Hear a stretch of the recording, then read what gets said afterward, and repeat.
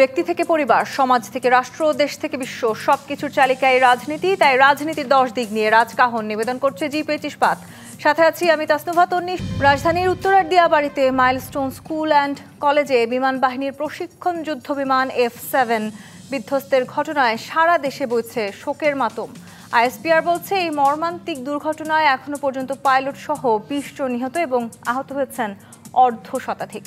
জানা গেছে চীনের তৈরি প্রযুক্তিগতভাবে পুরনো এই যুদ্ধ বিমানটি উড্ডয়নের মাত্র 12 মিনিটের মাথায় যান্ত্রিক ত্রুটির কারণে বিধ্বস্ত হয়েছে। এয়ারস্পেস গ্লোবাল নিউজ বলছে এই ধরনের জেট সারা বিশ্বেই আকাশ প্রতিরক্ষা, বহুমুখী অভিযান ও পাইলটদের প্রশিক্ষণের জন্য ব্যবহার হয়। তবে নতুন প্রজন্মের যুদ্ধ বিমানের চেয়ে এর পুরনো নকশার এয়ারফ্রেম, সীমিত নিরাপত্তা এবং আধুনিক ফ্লাইট নিয়ন্ত্রণ ব্যবস্থার অভাব সহ নানা কারণে বিমানটি দুর্ঘটনার হারও বেশি। বাংলাদেশে এর আগে 2008, 15 এবং 18 সালে বেশ কয়েকবার প্রশিক্ষণের সময় এই বিমান বিধ্বস্ত হয়ে প্রাণ দিয়েছেন পাইলটেরা। বাংলাদেশ ছাড়াও চীন, পাকিস্তান, ইরান, জিম্বাবুয়ে, নামিবিয়াতেও এই যুদ্ধ বিমান বিধ্বস্তের নজির রয়েছে। মূলত কম বাজেটে উন্নত ফ্যাসিলিটিসের প্রেক্ষাপটে এই মডেলের যুদ্ধ বিমান আমদানি করেছিল বাংলাদেশে। তবে বাংলাদেশের কাছে এই বিমান হস্তান্তরের পর এই মডেল আর বানায়নি চীন। এমনকি বারবার F7 দুর্ঘটনার কবলে পড়ার কারণে চীন এই মডেলের বদলে 2017 সাল থেকে এখন পর্যন্ত বেশ কয়েকবার তাদের নতুন ভার্সন অফার করলেও বাংলাদেশ সরকার তা গ্রহণ করেনি। কিন্তু কেন 10 বছরের ব্যবধানে বাংলাদেশের এই সিরিজের প্রায় 4টা বিমান ক্র্যাশ করলেও তবু এই সিরিজের বিমানকেই এখনও প্রশিক্ষণের জন্য ব্যবহার করা হচ্ছে? এসব নিয়ে আলোচনায় আজ রাজকাহন স্টুডিওতে আছেন নিরাপত্তা বিশ্লেষক, অবসরপ্রাপ্ত air commander Ishfaq Ilahi Chowdhury, fire service and civil ডিফেন্সের সাবেক মহাপরিচালক অবসরপ্রাপ্ত ব্রিগেডিয়ার জেনারেল আলী আহমেদ খান এবং বিমান দুর্ঘটনা অনুসন্ধান কমিটি বাংলাদেশের প্রধান ক্যাপ্টেন অবসরপ্রাপ্ত সালাউদ্দিন মোহাম্মদ রহমতুল্লাহ। স্বাগত জানাচ্ছি আজকের রাজকাহনে। অবসরপ্রাপ্ত ব্রিগেডিয়ার জেনারেল আলী আহমেদ খান, যে ঘটনা আসলে আজকে আমরা সারাদিন দেখেছি, আমি ব্যক্তিগতভাবে আসলে বিমানের কোনো নেভিগেশন কিংবা টেকনিক্যাল টার্মস কিছুই বুঝি না, কিন্তু একদম সাধারণ একজন মানুষ হিসেবে যদি আমি এই প্রশ্নটা করি, যে স্কুলে আসলে আজকে এই ঘটনা ঘটেছে, বাচ্চাগুলো হয়তো আর 10টা মিনিটের জন্য অপেক্ষা করছিল, স্কুল ছুটির সেই অপেক্ষা, সেই আনন্দ আমি সহ নিঃসন্দেহে আপনারা 3 জনও জানেন। ঠিক সেই 10 মিনিটের ব্যবধানের আগে আমাদেরকে এই মৃত্যু দেখতে হয়েছে। এখনো পর্যন্ত আমরা প্রায় 20 থেকে 21টি প্রাণের চলে যাবার কথা শুনেছি। আপনারা তো আসলে টেকনিক্যাল বিষয়গুলো বোঝেন, যেটি বলে আসলে আমি শুরু করছিলাম, যে বিমানের উৎপাদন বন্ধ, সেই বিমান দিয়ে আমরা দীর্ঘদিন ধরে প্রশিক্ষণ দিচ্ছি এবং একটি জনবহুল এলাকায় বাংলাদেশের এই বিমান বাহিনীর প্রশিক্ষণ হয়। কেন হয়, বা যারা আসলে জানেন, বোঝেন, তারা এতদিন ধরে চুপ কেন? বিসমিল্লাহির রহমানির রহিম। প্রথমে যারা এই দুর্ঘটনায় নিহত হয়েছেন, একটা হৃদয় বিদারক, অত্যন্ত মর্মান্তিক একটা দুর্ঘটনা। বাংলাদেশে মনে হয় এটাই এই জনবহুল এলাকায় একটা বিমান দুর্ঘটনা, এটাই প্রথম। বিশেষ করে এত প্রাণহানি, এখানে অনেক ছোট ছেলেমেয়েরাও নিহত হয়েছে এবং যারা শোকসন্তপ্ত পরিবারের প্রতি আমার সমবেদনা রইল, এবং সাথে সাথে যারা মৃত্যুর সাথে লড়াই করছে প্রায়, তারাও এখন হসপিটালে বিভিন্ন চিকিৎসাধীন রয়েছে। আসলে হয়তো মৃত্যুর সংখ্যা আরও বাড়তেও পারে, সুতরাং তাদের প্রতিও আমাদের সমবেদনা এবং দোয়া করছি তারা যেন তাড়াতাড়ি আরোগ্য লাভ করে। তবে এই দুর্ঘটনা আমার সাথে, আমি যেহেতু ফায়ার সার্ভিস সিভিল ডিফেন্স ছিলাম, আমার যত সীমিত সংখ্যক নলেজ দিয়ে আমি বলতে চাচ্ছি, এখানে আমাদের সাথে আরও 2 জন এক্সপার্ট রয়েছেন। বাট আমি যেটা বলবো যে বাংলাদেশের এটা একটা প্রশিক্ষণ সর্টি ছিল। আসলে প্রশিক্ষণ সর্টিতে তারা খুব, যেটা বিভিন্ন কারণ অ্যাক্সিডেন্ট হয়ে থাকে, আমরা দেখেছি যে এখানে মেকানিক্যাল ফল্ট হতে পারে, পাইলটের ফল্ট হতে পারে, হিউম্যান এরর হতে পারে, ওয়েদার কন্ডিশন হতে পারে।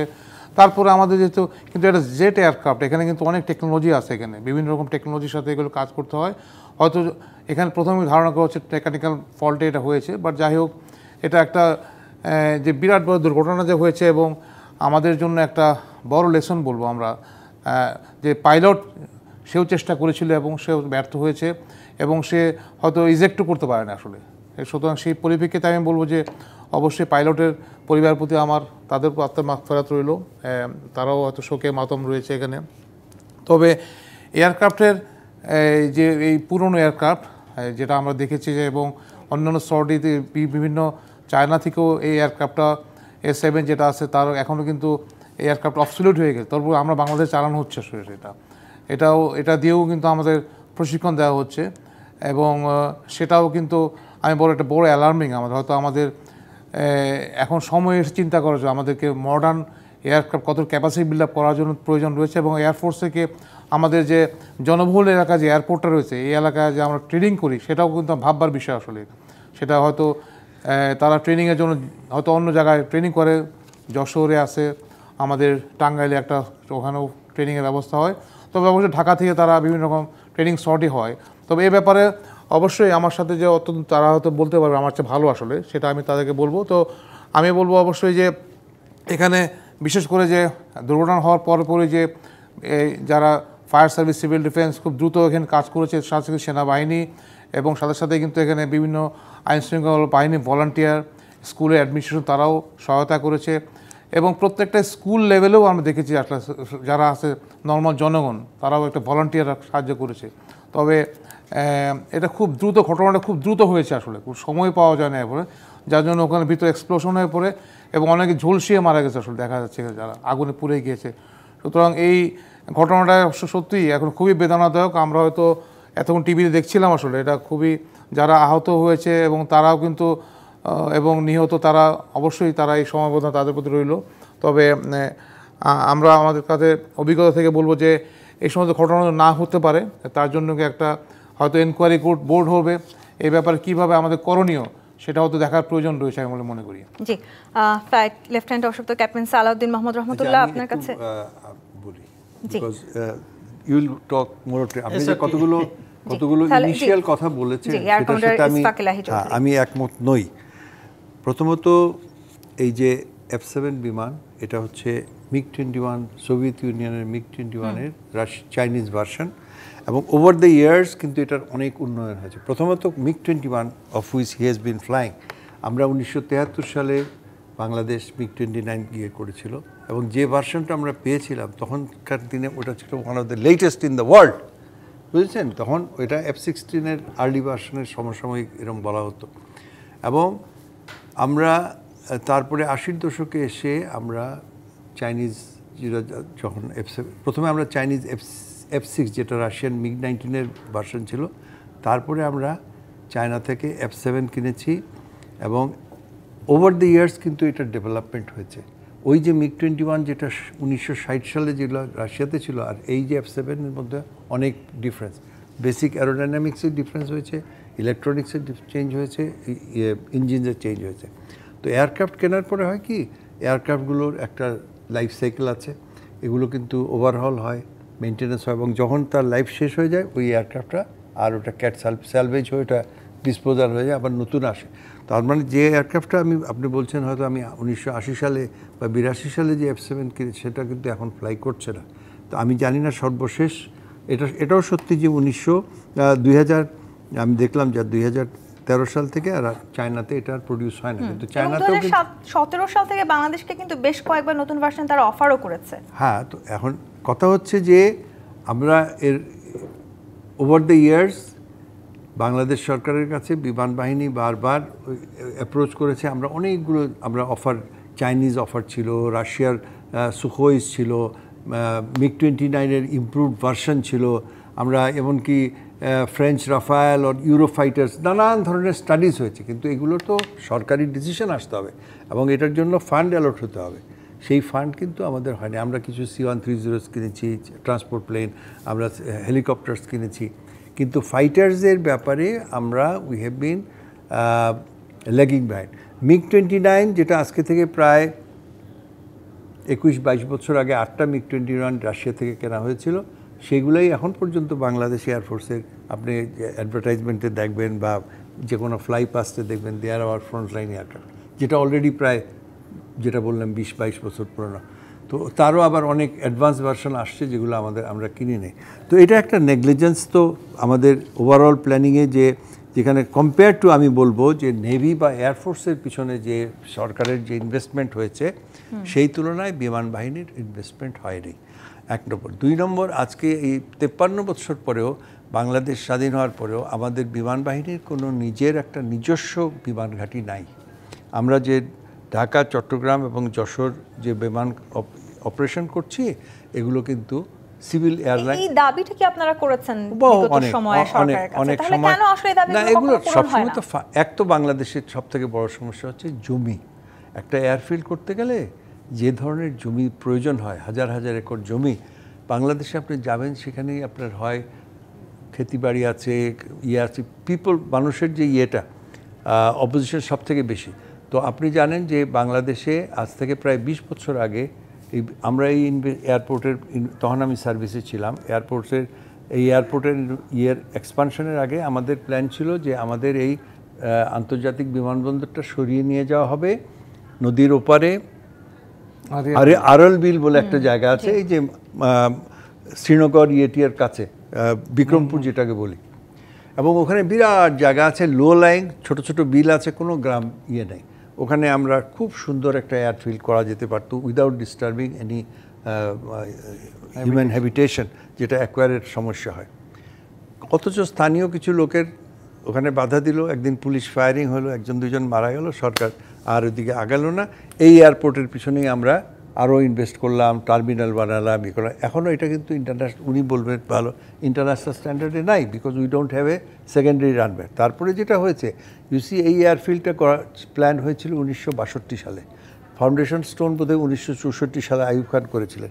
তারপরে মুক্তিযুদ্ধ তো হলো না 1978-79 দিকে বোধহয়, if I am not wrong, এটাকে আমরা চালু করলাম। তখনও মনে হচ্ছে শহর থেকে অনেক দূরে, কিন্তু আজকে দেখেন এই যে এয়ারক্রাফটটা ক্র্যাশ করলো 2000, চারিদিকে আপনার হাই রাইজ বিল্ডিং, ওটা তো যদি স্কুলে না পড়ে আরও এইদিকে আসতো তাহলে উত্তরাতে পড়তো আরও আর এদিক দিয়ে যদি যখন টেক অফ করে যে কোনো এয়ারক্রাফট, 24 ঘন্টা টেক অফ করছে, আপনার প্রথমে নিকুঞ্জ পার হলে বারিধারা পার হলে গুলশান পার হলে আপনার হাতির ঝিল হয়ে অল। তার মানে আসলে কি আমরা একটা জ্যান্ত বম্বিং সিস্টেমের মধ্যে দাঁড়িয়ে আছি, সেটাই আসলে অনেকটা বলা। We should have built up and real. আপনি পৃথিবীর যেখানে যান, ইন্টারন্যাশনাল এয়ারপোর্টগুলো শহর থেকে কত দূরে, তো বাংলাদেশ তো এত ছোট, বলা যায় যে আমাদের কোথায় এরকম জায়গা নাই। এই জায়গাটাতে আসবো আমি একটু। ফ্লাইট লেফটেন্যান্ট অবসরপ্রাপ্ত ক্যাপ্টেন সালাউদ্দিন মাহমুদ রহমতুল্লাহ, আপনার কাছে আসি। যুদ্ধ বিমানটিতে যান্ত্রিক ত্রুটি দেখা গিয়েছিল, বলে রাখি, এটা কিন্তু প্রশিক্ষণ বিমান ছিল না, এটা একটা যুদ্ধ বিমানের প্রশিক্ষণ ভার্সন। জি, আইএসপিআর থেকেও সেটি বলা হয়েছে। আমি যদি একটু বলি, 34 বছরে কমপক্ষে 32টি দুর্ঘটনার শিকার হয়েছে বিমান বাহিনী যুদ্ধ প্রশিক্ষণ বিমান। আপনি যেহেতু বিমান দুর্ঘটনা অনুসন্ধান কমিটির প্রধান, আপনার কাছে একটু জানতে চাই, এতবার আসলে 34 বছরে 32টি দুর্ঘটনা, তার মানে বলতে গেলে প্রতি বছরই আসলে এই ধরনের দুর্ঘটনা আমাদেরকে দেখতে হচ্ছে। আমরা বারবার তদন্ত কমিটি করছি, অনেক কিছু করছি, বাস্তবায়ন হয় নাকি আসলে তদন্ত কমিটির রিপোর্টগুলো সেই ফাইলবন্দি অবস্থাতেই থাকে? আচ্ছা, ধন্যবাদ সবাইকে যারা দেখছেন এবং যারা শুনছেন। আজকে খুবই একটা শোকাহত দিন আমাদের, নো ডাউট অ্যাবাউট ইট। কিন্তু আপনার প্রশ্নের উত্তর দিতে গেলে তো আমাকে স্বাধীনতার পর থেকেই বলতে হয়। স্বাধীনতা 71 সালে হওয়ার পরে আমরা 72 সালে কিন্তু MiG-21 বিমান এনেছিলাম, এবং 72-এর এন্ডে আমরা 73-এর বিগিনিং থেকে আমরা MiG-21 চালানো শুরু করি। That was A brand new, the most latest aeroplane, যেটা ফ্যান্টমকে পরাজিত করার মতন একটা অ্যারোপ্লেন ছিল। সেগুলো আমাদের ফুল ওয়ান স্কোয়াড্রন আমরা ব্যবহার করি। ওখানেও শেখার জন্যে দুটো UM নাম ছিল, MiG-21 UM, দ্যাট মিনস। তো আমাদের তো নোশন ভালো ছিল, আমাদের তো ইনিশিয়াল পার্টটা তো ভালো ছিল। তারপরে বাংলাদেশ অনেক গরিব একটা অবস্থা, যখন বটমলেস বাস্কেট বলে আমাদেরকে বলা হলো, তখনই কিন্তু আমরা এগুলো করেছি। তারপরে থেকে কিন্তু আমরা কতগুলো জিনিস ইনহেরিট করেছি, যে পুরাতন জিনিস দিয়ে বাংলাদেশ বিমান অনেক সাফার করেছে। আমি তার মাঝে আগে একটু বলে নিই, আমি কিন্তু অ্যাক্সিডেন্ট ইনভেস্টিগেশন কমিটির প্রধান মূলত সিভিল এয়ারক্রাফটের জন্যে। এয়ারফোর্সের এয়ারক্রাফট আমরা ইনভেস্টিগেশন করি না। তবে এয়ারফোর্সের ব্যাপারে আমি প্রায়শই এয়ারফোর্সে আমি লেকচার দিই এবং আমি ওদের সঙ্গে যোগাযোগ মেনটেন করি আজকে 55 বছর ধরে। তাতে করে আমি দেখেছি তাদের স্ট্যান্ডার্ড কিন্তু খুবই ভালো, এবং প্রশিক্ষণ দেওয়ার গুণগত মান তাদের অ্যাবসলিউটলি ওকে। আমি একটু আপনাকে একটা প্রশ্ন করি ক্যাপ্টেন সালাউদ্দিন, বলেন। আমরা আসলে আপনি বলছেন প্রশিক্ষণ দেওয়ার গুণগত মান বা সবকিছু বেশ ভালো, খুব স্ট্যান্ডার্ড। আমি আসলে জানি না, আমি শুরুতেই বলছিলাম আমি এই টেকনিক্যাল বিষয়গুলো জানি না বিমানের, কিন্তু এরকম ঘন বসতিপূর্ণ এলাকায় আমি আসছি সেটা, বিমান দিয়ে প্রশিক্ষণ দেওয়া কি আসলে পৃথিবীর আর কোথাও আছে? আমি সেটাতে আসতাম। প্রশিক্ষণ দেওয়ার জন্য আমরা এয়ারফোর্স থেকে ইনিশিয়ালি কিন্তু আমি কারো ফেভারে কথা বলবো না, আমি ইন্ডিপেন্ডেন্ট, আমি কিন্তু খুব স্বাধীনচেতা একটা মানুষ। আমি দেখেছি যে প্রশিক্ষণ দেওয়া হয় যশোর বেসে। যশোর বেস কিন্তু is quite isolated and it's okay, এবং প্রত্যেকটা প্রশিক্ষণ কেন্দ্রে বিশেষ করে যশোর বেসে যেখানে এয়ারফোর্সের অনেক রকম প্রশিক্ষণ দেওয়া হয় সেসব এরিয়া কিন্তু ভাগ করে দেওয়া আছে, যে কোথায় যেখানে ঘনবসতি আছে সেই সব জায়গায় কিন্তু ওগুলো দেওয়া হয় না। কিন্তু অ্যারোপ্লেন তো টেক অফ ল্যান্ডিং করতে হবে, তার জন্যে আমি প্রথমেই বলতে চাই আমরা কি কোনো দিন ভেবে কোনো কাজ করেছি আজ পর্যন্ত? কাজ হওয়ার পরে তারপরে আমরা ভাবতে বসি ও মাই গড এটা তো ভুল করেছি। আমরা সেই যশোরেই বলি বা আমরা ঢাকাতেই বলি, এয়ার কমান্ডার ইশফাক খুব সুন্দরভাবে অনেক কথা বলেছেন। একটা পুরাতন সেই ব্রিটিশ আমলের একটা রানওয়ে আমরা কোনো মতে আমরা ইনহেরিট করেছি, এখানে আমরা বাড়তে বাড়তে ঢাকা কেন্দ্রিক সব কিছু হওয়াতে আজকে এয়ারফোর্সের একটা উড়োজাহাজ প্রশিক্ষণতা, আমি আপনার ওটার উত্তর দিব, এসে একটা স্কুলের মধ্যে পড়েছে বলে আজকে এত ক্যাজুয়ালিটিস। আজকে একটা ফিল্ডে পড়লে কিন্তু খুব একটা আমরা জানতাম না, শুনতাম না, শুধু একটু দুঃখ প্রকাশ করতাম যে একটা প্রশিক্ষণ বিমান এটা হয়েছে। কিন্তু এই ঘটনা কিন্তু প্রায় ঘটছে, আমরা সেটাই দেখছি, এবং অনেক পাইলটদের নিয়ে সেটা আমি বলছি যে ধরেন 35 বছরে 32টা, এর একটা কারণ পাইলটরা কিন্তু আমরা তো পাইলটস, আমরা বুঝি, আমরা ফ্লাই করতে চাই, কিন্তু দেশ আমাদেরকে জাহাজ মানে এরোপ্লেন দিতে চায় না, নাই আমাদের। আমি 1973 সালে এবং 75 সাল পর্যন্ত আমি এই যেসব ফ্লাই করেছি F-86, যেটা পাকিস্তানিরা পরিপূর্ণভাবে মানে ক্ষতবিক্ষত করে রেখেছিল, ওইগুলো ডেন্টিং পেন্টিং করে, উড ইউ বিলিভ আমরা ডেন্টিং পেন্টিং করে সেই জাহাজগুলো আমি নিজে চালিয়েছি F-86। কাজেই আমরা বসে থাকতে চাই না। কিন্তু যখন আমরা MiG-21 পেলাম, আমরা যখন আস্তে আস্তে আমরা ফ্লাইং বাড়লো, তখন আমাদের প্রশিক্ষণ অনেক ভালো হচ্ছিল। কিন্তু পরবর্তীতে আমরা কি দেখলাম যে অনেক পরে যে MiG-21 কিনতে যেয়ে একটা বিরাট স্ক্যান্ডাল, একটা রানওয়ে বানাতে গেলে এই পিপুলের মানে পিপুল রাজি হন না, তাদের জমি দিতে চান না, এবং হোয়াট নট, এই নিয়ে দেখা যাচ্ছে যে বিরাট ক্রাইসিস হয়ে যায়। কোনো ডিসিশনে আমরা ডিসিশনগুলো অ্যাকমপ্লিশ করতে পারি না। এখন দেখেন ঢাকা রানওয়ের চারিপাশে যেভাবে বিল্ড আপ এরিয়া হয়েছে, সেগুলো কিন্তু আমি সিভিল এভিয়েশনে বহু বছর চাকরি করছি এবং এই পজিশনে অনেক দিন ধরে আছি। আমি দেখি অনেক অ্যাপ্লিকেশন আসে, উনি করেছেন 10 তলা বিল্ডিং, আমি করব না কেন? এই পারমিশনগুলো কারা দিচ্ছে সেটিও তো আসলে দীর্ঘদিন ধরে, আমি তো বলবো এটা গভর্নমেন্ট ছাড়া আমি আর কিছু বলবো না। আমি তার মানে আসলে নগর পরিকল্পনা বলে যে একটা শব্দ আছে, ঢাকাকে দেখলে কি আসলে আদৌ আর সেটি বোঝার কোনো সম্ভাবনা আছে? এমনকি সরকারের পারমিশন ছাড়াও তো বিল্ডিং হচ্ছে, এই গুলশানেই আছে, কিছুই নাই। দেখার কি কেউ নেই? দেখার আছে, যারা এসব করেছে তারা ওইসব অথরিটিকে থোড়াই কেয়ার করে। ব্রিগেডিয়ার জেনারেল আলী আহমেদ খান, একেবারে মানে সারা দিন পেরিয়ে রাত হয়েছে, এখনো আমরা খবর পাচ্ছি বার্ন ইনস্টিটিউটে অ্যাম্বুলেন্স ছুটে আসছে, এবং আজকে আসলে যে ঘটনা ঘটেছে সেটি পুরো বাংলাদেশের জন্য যথেষ্ট হৃদয় বিদারক। বাচ্চারা আসলে কিছু বুঝে ওঠার আগেই তাদের পক্ষেও আসলে কোনো কিছু করার সময় সুযোগ কিছুই ছিল না। এরকম সময়গুলোতে আসলে ফায়ার সার্ভিস বা আপনারা যারা রক্ষা করতে হিসেবে কাজ করেন, আপনাদের জন্য অনেক ধরনের ডিফিকাল্টিস থাকে, সেই জায়গাগুলো নিয়ে একটু আমরা আলোচনা করতে চাই। একটি বিরতির সময় হচ্ছে। জি25 প্রাথমিক রাজকাহন থেকে বিরতি নিয়ে ফিরছি, সাথেই থাকুন। জি25 প্রাথমিক রাজকাহন দেখছেন। ব্রিগেডিয়ার জেনারেল আলী আহমেদ খান, যেই প্রসঙ্গে আমরা ছিলাম, যখনই এই ধরনের দুর্ঘটনা আমরা দেখি সেই সময়টাতে ফায়ার সার্ভিস কিংবা আসলে যারা উদ্ধারকর্তা হয়ে কাজ করেন তাদেরকে অনেক সময় তাদের কাজের ক্ষেত্রে বেগ পেতে হয়, এবং আজকে সেই ঘটনা সেটিও আমরা দেখেছি, দীর্ঘ সময় ধরে আসলে উদ্ধার কাজ করতে হয়েছে। এবং যেটি বলছিলাম যে দিন পেরিয়ে রাত হচ্ছে, এখনও বার্ন ইনস্টিটিউটে অ্যাম্বুলেন্স ছুটে আসার খবর আমাদের কাছে আসছে। মৃত্যুর সংখ্যাও বাড়তে পারে, সেই আশঙ্কাও অনেক বেশি উদ্বেগজনক হারে বাড়ছে। সবকিছু মিলে আসলে কি মনে করছেন এই ধরনের ঘটনাগুলোর জন্য বাংলাদেশে যারা কাজ করছেন উদ্ধারকর্মী হিসেবে তাদের কতখানি বেগ পেতে হয়? হ্যাঁ, এখনও আমরা বিভিন্ন হসপিটাল খবর পাচ্ছি যে যারা অনেক মৃত্যুর সাথে লড়াই করছে আসলে। তো এখানে ফায়ার সার্ভিস, সিভিল ডিফেন্স একটা এমার্জেন্সি রেসপন্স ফোর্স, তারা ফার্স্ট রেসপন্ডার হিসেবে কাজ করে আসলে। তো ফায়ার সার্ভিসের সাথেও আমরা দেখি যে ভলান্টিয়ারও কাজ করে আসলে, কিন্তু অনেক সময় আনট্রেন ভলান্টিয়ার কিন্তু রিস্ক হয়ে যায় আসলে এখানে। এবং ক্রাউড কন্ট্রোল এটা বড় একটা ফ্যাক্টর। আমাদের যখন ঘটনাগুলো দেখা যাচ্ছে ক্রাউড কন্ট্রোলের মানুষ কিন্তু কাজের চেয়ে দেখা যাচ্ছে মানুষ এলাকায় ভিড় করে, তখন কিন্তু ওই উদ্ধার অভিযানও কিন্তু অনেক সময় ব্যাঘাত ঘটে। তবে অবশ্যই যে আমাদের প্রত্যেকটা প্রতিষ্ঠানে কিন্তু একটা এমার্জেন্সি রেসপন্স প্ল্যান থাকে, যে কোনো আপৎকালীন একটা প্ল্যান থাকতে হবে। এটা স্কুল হোক, একটা মার্কেট হোক, অথবা একটা হসপিটাল হোক, প্রত্যেকটা একটা প্ল্যান থাকে। যেমন এমার্জেন্সি হলে আমরা হসপিটাল প্রিপেয়ারনেস, হসপিটাল রেডি আছে কিনা টু টেক দ্য পেশেন্ট, কীভাবে কাজ করবে। এখানেও কিন্তু ফায়ার সার্ভিস, সিভিল ডিফেন্স কিন্তু যখন হয় তারা কিন্তু সেই এলাকার পানি আছে কিনা এবং কীভাবে তাড়াতাড়ি, যেমন আগুনটা লাগার পরে পরে কিন্তু তারা একটু পানি দিয়ে ওগুলো নিবানো ফেলে কাজ করছে। বাট হয়তো দ্রুত করা যায়, স্কুলের লেভেলে হয়তো কোনো হাইড্রেন সিস্টেম থাকলে আরও ভালো হতো আসলে। তবে অবশ্যই যে এখানে আমরা দেখেছি ইনিশিয়ালি কিন্তু ভলান্টিয়াররা কিন্তু ফার্স্ট রেসপন্ডার হিসেবে কাজ করে, তারা কিন্তু প্রথমে কিন্তু তারা খবর দেয়। তো তারা যদি ট্রেন থাকে তো অবশ্যই তারা কিন্তু এই উদ্ধারের জন্য আরও ত্বরান্বিত করে। তবে এখানে কিন্তু আমরা যেটা চ্যালেঞ্জগুলো অবশ্যই যেগুলো রয়েছিল এখানে, বিশেষ করে যে যখনই একটা ঘটনা তখন কিন্তু সবাই ঝাঁপিয়ে পড়ে এবং তখন কিন্তু কাজের ব্যাঘাত হয়। তো অবশ্যই যদি আমি যুক্ত করি ব্রিগেডিয়ার আলী আহমেদ খান, এখানে আসলে যে স্কুলে যে ঘটনাটা দেখেছি সেটি হয়তো বাংলাদেশের জন্য একেবারে নতুন এক ধরনের দুর্ঘটনা।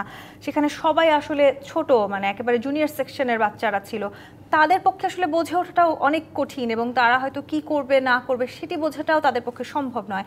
এরকম দুর্ঘটনার সময়গুলোকে আসলে আমরা কিভাবে রিকভার করি? এটা একটা টোটালি একটা ইউনিক একটা মানে একটা আনপ্রেসিডেন্টেড ইনসিডেন্ট হয়েছে অবশ্য। কখনোই স্কুলে একটা ঘটনা পড়ে গেছে। তো এখানে কিন্তু স্কুলেও কিন্তু একটা, প্রত্যেক স্কুল কলেজে কিন্তু একটা তাদের স্কাউট থাকে, তাদের একটা মনে করো একটা স্কাউট অথবা ক্যাডেট কোর থাকে, তারা কিন্তু একটা লোকাল এমার্জেন্সি রেসপন্স হিসেবে কাজ করে আসলে।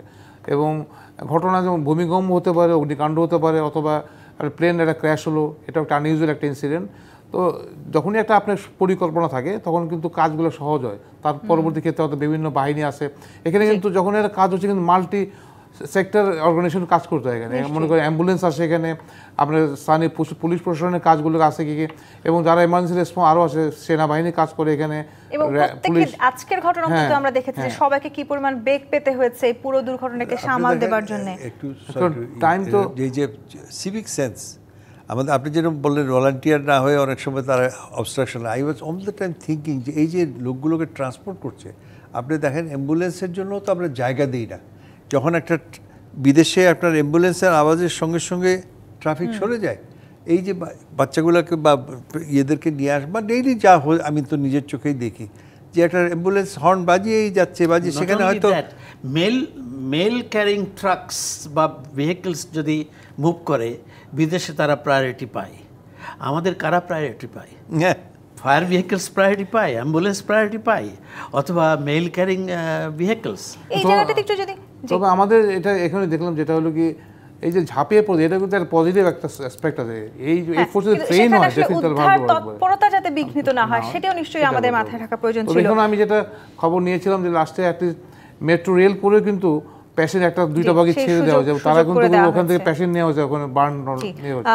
আমি ক্যাপ্টেন সাউদ্দিন মাহমুদ রহমতুল্লাহ আপনার কাছে একটু আসি। আমরা আসলে বারবার পরিকল্পনার কথা বলছি এবং নগর পরিকল্পনা বলে যে একটা শব্দ আছে, সেটি আসলে ঢাকার সাথে এখন আর মেলানো যায় কিনা সেটি নিয়েও এক ধরনের প্রশ্ন করাই যেতে পারে। বিমানবন্দরের পাশে আসলে কি ধরনের লোকালয় থাকবে, বিমানবন্দর বা ফ্লাইং জোন যেটাকে আমরা বলি, সেখানে আসলে কিভাবে কতখানি ঘনবসতি হবে, সেখানে রেসিডেন্সিয়াল এরিয়া হবে কিনা, সবকিছুর জন্য আমি যতদূর জানি এক ধরনের নিয়ম থাকে। সেই নিয়মাবলী আদৌ বাংলাদেশে মেনে চলা হয় নাকি, আর বা যারা মানছেন না তারা কেন, কিসের স্বার্থে, কোন শক্তির জায়গাটি থেকে মানতে পারছেন না? ইন্টারন্যাশনাল সিভিল এভিয়েশন অর্গানাইজেশনে কোথায় রানওয়ে হবে, রানওয়ের পরিধি বা পরিমাপ কেমন হবে, অ্যানেক্স 14-এ এবং অন্যান্য সব ডকুমেন্টসে পরিষ্কারভাবে লেখা আছে। সেগুলো আমরা মানতে রাজি না, আমরা পড়তে রাজি না, শিখতে রাজি না, কথা শুনতে রাজি না, ইন্টারন্যাশনাল স্ট্যান্ডার্ড মেনটেন করতে রাজি না। আমরা কেবল হয়তো পাস করতে রাজি, পাস করব, শুধু আমরা সাজগোজ করব, আমরা কিছু টাকা পয়সা আর্ন করব, কিছু বানাবো, ইত্যাদি ইত্যাদি। অত্যন্ত দুঃখজনক হলেও এটা সত্যি যে রাইট ফ্রম লিবারেশন দেশটা যেন আস্তে আস্তে কোথায় যেন চলে যাচ্ছে। আপনি দেখেন, আপনি রাজধানীতে এই গুলশান এরিয়ার উপর দিয়ে কিন্তু প্রতিটা ডিপার্চার, বড় বড় অ্যারোপ্লেনগুলো ডিপার্চার হয় গুলশান এরিয়ার উপর দিয়েই হয়। তাহলে গুলশান এরিয়া কি এটা বিদেশিদের থাকা বা আমাদের বড় বড় এলাকার জন্য এটা দরকার ছিল? আমাদের রানওয়ে কিন্তু চেঞ্জ করতে হতো অনেক আগেই, ছোট জাহাজ যেতে পারে কিছুটা ইত্যাদি। আর যেটা আপনি বললেন, যেগুলো পরিকল্পনা হয়, যেগুলো প্রপোজাল আসে, সেগুলো মনে হয় আমাদের এই মন্ত্রণালয় প্লাস কোনো ডিসিসিভ যারা ডিসিশন মেকার্স তারা এগুলোকে বাড়তে দেয় না। বাংলাদেশ কি হয়েছে? বাংলাদেশ ছিন্ন ভিন্ন বিদীর্ণ হয়ে গেছে লিবারেশনের পর থেকে। একটা দেশ এটা চাই তো আর একটা গ্রুপ এটা চাই তো আর একটা গ্রুপ এটা চাই না। আমি এখানে পলিটিক্স আনতে চাই না, কিন্তু আমরা কি সবাই বাংলাদেশকে ভালোবাসি? কখনোই না। আমরা নিজেদেরকে এত বেশি ভালোবাসি যে বাংলাদেশে যে উন্নতি হবে করব বা হবে এটা আমরা কোনোদিন দেখিনি। তা আপনার ওটাতে আমি মানে আজকে এই ঘটনাতে তো আসলে আজকের এই ঘটনায় যে শিশুগুলো প্রাণ হারিয়েছে তাদেরকে ভালোবাসার কথা ছিল আমাদের। হ্যাঁ, ঘটনাতে আসছি। দেখেন,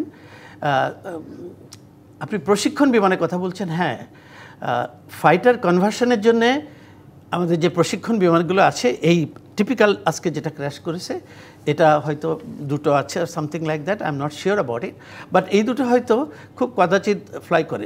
যারা আস্তে আস্তে আসছে ফাইটারে চলে যাচ্ছে, তারা ফাইটার বিমান নিয়ে কিন্তু জাস্ট টেক অফ ল্যান্ডিং করে, কিন্তু তারপরে তারা নিজেদের এরিয়াতে যেয়ে বিভিন্ন রকম কলাকৌশলী তারা শেখে এবং করে। দ্যাটস এন মানে আলাদা একটা ইস্যু।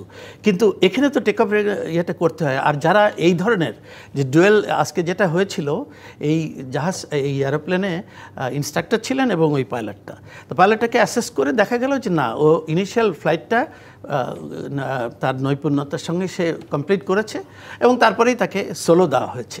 খুব কম, আজকের ঘটনাটি উড্ডয়নের খুব কম সময়ের মধ্যে ঘটেছে। হ্যাঁ, সেটাই তো এখন কথা হচ্ছে।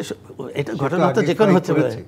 এই আহমেদাবাদে কি ঘটনা, একটা 787 লেটেস্ট এরোপ্লেন কিন্তু within a minute all vanished. যাই হোক, এটা যেটা ছিল এটা মানে টেক অফ করেছে, তারপরে হয়তো তারা ল্যান্ডিংয়ের সময় বা ইনিশিয়াল চেক করার সময় ঘটনাটি ঘটেছে। তা দুর্ভাগ্যজনক। এই আমাদের যদি আর একটা বড় রানওয়ে থাকতো, যশোর রানওয়েটা একটু যদি আমরা এই জাহাজটার জন্যে চলাচল করার জন্য যদি উপযোগী করতাম, তাহলে যশোরে এই ট্রেনিংটা হতো। যশোরে যেখানে সব রকম ছোট ছোট জাহাজের ট্রেনিং হয়, তো এগুলো তো মানে এগুলো দেখার কি তাহলে আসলে কেউ নেই? আছে, এয়ারফোর্স এটা দেখেন, এয়ারফোর্স দেখছেন, এয়ারফোর্স বলছেন, কিন্তু দেশ তো কার্যকর হয় না, করে না। দেশ কয়টা করেছে? আপনি কি মনে করেছেন যে দেশ কিছু করে? আমি সাধারণত যারা মানে দেশের কতগুলো, এখন তো বাইরের কথা বলতে হয়। আপনি দেখেন পূর্বাঞ্চল আজকে 20 years প্লাস এখনো বন জঙ্গল। Why it is so? সারা পৃথিবী কিন্তু তৈরি করে যে না, আগে আমরা এই প্ল্যান করব এবং আস্তে আস্তে এটা এক্সিকিউটেড হবে। আমরা একটা এক্সিকিউট করে ফেলি কোনো রকমে, কোনো একটা আমাদের ইচ্ছা থাকে, তারপরে আমরা দেখি যে থেকে গেছে। কোথাও সদিচ্ছারও অভাব আছে। এয়ার কমান্ডার ইশফাক ইলাহি চৌধুরী 10 বছরের ব্যবধানে এই একই সিরিজের 4টা বিমান ক্র্যাশ করেছে, তারপরে আসলে বারবার এই সিরিজের বিমানকেই এখনো বাংলাদেশে প্রশিক্ষণের জন্য ব্যবহার করা হচ্ছে। এই প্রশ্নটি কিন্তু আজ সারাদিন ব্যাপী আমরা অনেকবার শুনেছি। আপনাকে বলি যে ওই আবার বললেন যে 10 বছরে কয়টা 4টা ক্র্যাশ। এখন এইটাই আমাদের মেইন ফাইটার। প্রথমত এটা ফাইটার কনভার্সন আপনার Salauddin will agree with me যে air force flying is inherently more dangerous than civilian flying. আমাদের যে এমন কতগুলো প্রশিক্ষণ করতে হয় যেটা কোনোদিন কমার্শিয়াল এয়ারলাইন্স করবে না, তাই না? সে তো প্যাসেঞ্জার নিয়ে এক জায়গা থেকে আরেক জায়গায় ফ্লাই করবে। এখানে তাকে যুদ্ধের প্রশিক্ষণ তৈরি করতে, কিভাবে সে আরেকটা প্লেনকে আক্রমণ করবে, কিভাবে সেই প্লেন থেকে আক্রমণ থেকে বা নিজেকে বেঁচে আসবে, কোথায় কীভাবে সে বম্বিং করবে। This are all very dangerous mission. Plus আমরা জানি যে টেক অফ অ্যান্ড ল্যান্ডিং, যে কোনো এটা স্ট্যাটিস্টিক্যালি প্রুভেন যে একটা ফ্লাইংয়ের টেক অফ অ্যান্ড ল্যান্ডিং এই জিনিসটা হচ্ছে সব থেকে বেশি এই সব জায়গায় অ্যাক্সিডেন্ট হয়। এবং দেখেন আমাদের এই যেটা আগেও বললাম যে আমাদের ঢাকা এয়ারফিল্ডের দুই দিকেই আপনার বিল্ট আপ এরিয়া। যদি ল্যান্ডিংয়ের সময় অ্যাক্সিডেন্ট হতে পারে, টেক অফের সময় অ্যাক্সিডেন্ট, সেটা খুব ঘনবসতিপূর্ণ এলাকায় পড়ে যেতে পারে। কিন্তু অ্যাকচুয়াল প্রশিক্ষণ ঢাকাবাসীর কি বাঁচার কোনো উপায় নেই? আর ঢাকাবাসী এটা তো প্রথম 53 বছরে এই প্রথমই হলো, যখন এর আগে একবার একটা অ্যাক্সিডেন্ট হয়েছিল F-27 ফোকার ফ্রেন্ডশিপ, একটা ক্যাপ্টেনকে মহিলা যে ফ্লাই করছিল তখন, কিন্তু তখন অত ইয়েতে হয়নি, তখনও বিল্ট আপ এরকম হয়নি। ওটা তখনও লেকের মধ্যে একটা পানির মধ্যে পড়েছিল, ওই উত্তরার কাছাকাছি। বাট তখন তো উত্তরা এত ডেভেলপ করেনি। আজকে I am talking about 30 years back, right? 30 years back. কিন্তু গত 30 বছরে যেটা হয়েছে, এটা এখন আপনি যাবেনটা কোথায়? ওই যে বললাম যে আরেকটা এয়ারফিল্ড করা মানে হচ্ছে হিউজ অ্যানাদার 5-10 হাজার কোটি টাকা খরচ, প্লাস আপনার যে জমিটা নেওয়া। তো আমাদের এখানে সেফ করতে হবে। এবং এই যে আপনি বললেন যে 10 বছর আমাদের তো F-7টাই আমাদের মেইন এয়ারক্রাফট, ইউসি। এবং এই যে বললাম যে MiG-21 আর আমাদের F-7 কিন্তু ইনহেরেন্টলি খুব সেফ এয়ারক্রাফট। MiG-29 না, বাট আমি MiG-21 এবং F-7 যে আমাদের যে বেসিক্যালি কিন্তু খুব সেফ এয়ারক্রাফট। যে 4-5টা অ্যাক্সিডেন্ট হয়েছে, আপনারা দেখবেন যে ফ্লাইং কত হয়েছে। আমরা সবসময় বলি 1000 ঘন্টা ফ্লাইংয়ে কতটা অ্যাক্সিডেন্ট হয়, সেখানে কিন্তু খুব বেশি নয়। এরপর আসলে আজ সারাদিন ধরে আমরা যে ঘটনা দেখেছি, সারাদিন ধরে যেভাবে আসলে আমাদেরকে অ্যাম্বুলেন্সের শব্দ শুনতে হয়েছে, যেভাবে আহাজারি দেখতে হয়েছে বাবা মায়েদের, শিশু সন্তানদেরকে আসলে যেভাবে আমাদেরকে হারাতে হয়েছে, এরপরে একটা প্রশ্ন আসলে বারবার আসেই, সেটা আসলে এই ঘটনাগুলোর দায়ভার আসলে কে নেবে? কেউ কি আদৌ এই ঘটনাগুলোর দায় নেয়? আমি আসবো এই জায়গাটিতে। আরেকটি বিরতির সময় হচ্ছে। জি25 মিনিট রাজকাহন থেকে আরেকটি বিরতি নিয়ে ফিরছি, সাথেই থাকুন। জি25 মিনিট রাজকাহন দেখছেন। যে দায়ের কথা আসলে বলছিলাম, আমাদের নিজেদের কাছে জবাব দেবার মতো আমাদের আজকে আসলে কিছু আছে কি না? এই বাচ্চাদের যে ঘটনা আমরা দেখেছি, যে এই শিশুদের প্রাণ হারাতে হয়েছে, পরে আসলে দায়ভার নিয়ে তো প্রশ্ন আমরা করতেই পারি। আপনার কাছে আসি প্রথমে, flight lieutenant captain Salauddin Mahmud Rahmatullah, দায়টা আসলে কার? কেউ কখনো দায় নেয়? দেখেছি আমরা দায় নিতে। আমি প্রধানত বলবো যে এটা গভর্নমেন্টেরই দায়ী, বাট ইনিশিয়েট যাদের কথার কথা, সেটা তাদের দায়বদ্ধতা হচ্ছে বাংলাদেশ বিমান বাহিনী। এই পার্টিকুলার ক্ষেত্রে তারা যদি এখানে সে বিমান বাহিনী যদি এখানে ঢাকায় ট্রেনিং দিতে চান, তাহলে ডেফিনেটলি এটা আর যৌক্তিকতা থাকবেই না, কেন এটা অলরেডি ওভার পপুলেটেড এবং এটা এখানে ট্রেনিং দেওয়া উচিত হবে না। So training base must be taken away from Dhaka, some other place. তো এখন রানওয়ের দরকার তার জন্য। Jessore runway is not adequate, so immediately let the government extend the Jessore runway, or let the government make some more lengthy runways and Air Force. In fact, the cantonment and the Air Force entire thing এত populated এরিয়ার মধ্যে থাকবে কি জন্য? It should go away. And it should be somewhere in a basis যেখানে মানুষের এত আস্থানা থাকবে না ইত্যাদি, and the training and all activities can be done very nicely and independently. জি, এই জায়গাটিতে আমি যদি ব্রিগেডিয়ার জেনারেল আলী আহমেদ খান আপনার কাছে আসি, এই যে আমরা বারবার বলছি যে এত ঘনবসতিপূর্ণ এলাকায় কেন এই ধরনের ঘটনা ঘটছে, কেন এরকম প্রশিক্ষণ দেওয়া হচ্ছে, সেটি একেবারেই সাধারণ মানুষরাও বুঝতে পারছেন। আজকে যে শিশুরা হয়তো তারাও ক্লাস 4-5-এ যারা পড়েন, তাদেরকে জিজ্ঞেস করলে হতে পারতো, তারাও হয়তো বুঝতে পারতেন। তো যারা আসলে এই জায়গাগুলোতে কাজ করছেন, এই ধরনের বিষয়গুলো নিয়ে কাজ করছেন, তারা কি তাহলে এত বছরেও বুঝতে পারেননি? না, এখন আসলে আজকে সবাই তো একটু ইমোশনাল আজকে, কারণ যারা বাচ্চারা এখনও মৃত্যুর সাথে ফাইট করছে, লড়ছে, এখন যারা অভিভাবক তারাও কিন্তু টোটালি তারা শ্যাটার্ড অবস্থা আছে। এই মুহূর্তে সাজেশনটা যা হচ্ছে, আমি মনে করি যে অ্যাটলিস্ট স্কুলে যারা আছে তাদের বাচ্চা ট্রমাটাইজ হয়ে গেছে, এর একটা উদ্যোগ নেওয়া উচিত। আর আপনি যেটা বলেন দায়, অবশ্যই যেটা ক্যাপ্টেন সালাউদ্দিন বললেন যে গভর্নমেন্টের এটা পলিসি লেভেলে চিন্তা করতে পারবো। আমাদের যে এয়ারপোর্ট যেটা আছে, এই এয়ারপোর্টগুলোর সাথে এয়ারফোর্সের বেজ আছে, ট্রেনিংগুলো শর্টই হচ্ছে।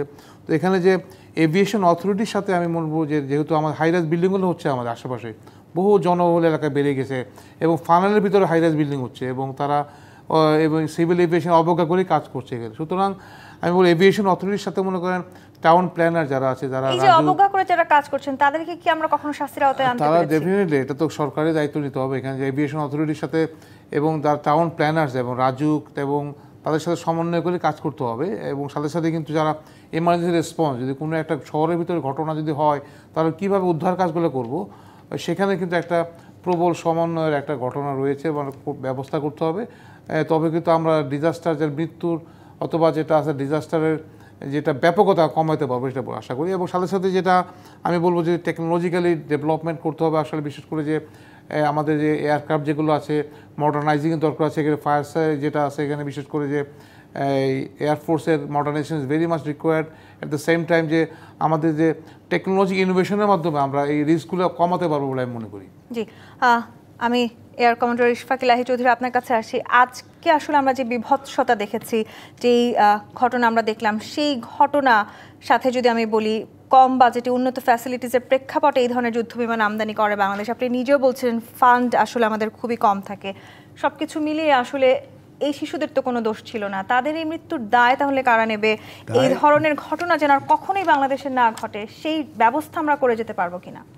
দায় তো আমাদের সরকার এবং তথা আমি বলবো যে বিমান বাহিনীরও উচিত।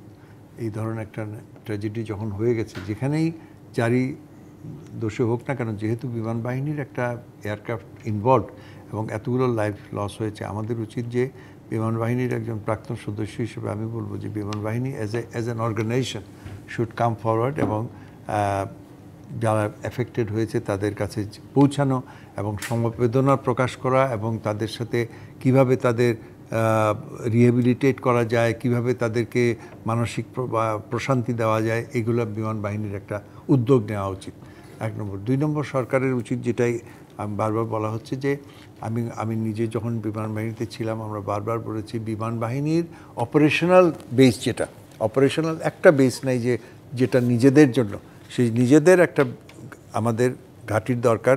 সেটা কম বসতিপূর্ণ, তখন আমরা চিন্তা করেছিলাম টাঙ্গাইলের সাইডে হতে পারে, ঘাটাইলের সাইডে হতে পারে, নদীর ওপারে সিরাজগঞ্জের দিকে হতে পারে, এবং যেটা একটা প্রপার অপারেশনাল বেস হবে। এইটা কিন্তু আমাদের নাই এই ধরনের। এবং যেহেতু এটা একটা আন্তর্জাতিক বিমানবন্দর থেকেই যাচ্ছে, এখান থেকে আমাদের ফিক্সড উইং এয়ারক্রাফটগুলো সরিয়ে, হেলিকপ্টার থাকতে পারে, তেজগাঁ এলাকায় হেলিকপ্টার চলতে পারে, ওখানেও হেলিকপ্টার চলতে পারে, কিন্তু ফিক্সড উইং বিশেষ করে fighter aircraft must be located outside Dhaka, somewhere close by, not আমরা তো দেশটাই এত ছোট, বাট সামওয়্যার ক্লোজ বাই যেখানে জনবসতি কম, এবং ট্রেনিং এরিয়াটা কিন্তু অলরেডি আমাদের ওই টাঙ্গাইল সাইডে আছে। আমি একটু একটা প্রশ্ন করতে চাই, আমি একদম ছোট করে উত্তর নিতে চাই, আমাদের সময় একদম শেষ। আমরা সবসময় এই সমাধানগুলোর কথা শুনি, বলি, কিন্তু কেন নীতি নির্ধারকরা এই সমস্যার সমাধানগুলো বাস্তবায়ন করছেন না? আপনি আপনার মুখ থেকে আমি এই কথাটা কেড়ে নিতে চাই। আগামী পরশুদিন কি আমরা, আগামীকালকে শোক দিবস পালন করব আমরা, গুড এনাফ। আগামী পরশুদিন will forget everything about it. আজকে যে কোনো একটা বাড়িতে আগুন ধরার কথা বলা, এটা তো জাহাজ বেশি বড় ছিল না, ছোট একটা জাহাজ, just some of the other it came into the school, এটা। কিন্তু একটা বাড়িতে আগুন ধরলে আমাদের কি হয়? এই ব্যবস্থা আজকে যে 25 তলা 30 তলা বিল্ডিং হচ্ছে, ওই যে ফায়ার সার্ভিসের আছে, আমাদের কি ক্যাপাবিলিটি আছে ওখানে যাওয়ার? এই ঘটনার পুনরাবৃত্তি চাই না। ধন্যবাদ আজকে আমাদেরকে সময় দেওয়ার জন্য। দর্শক, আজকের মতো বিদায় নিচ্ছি জি25 পাথমিতিত রাজকাহন থেকে। ফিরবো আগামীকাল রাত 10টায় নতুন রাজকাহন নিয়ে। টিবিসির সঙ্গেই থাকুন।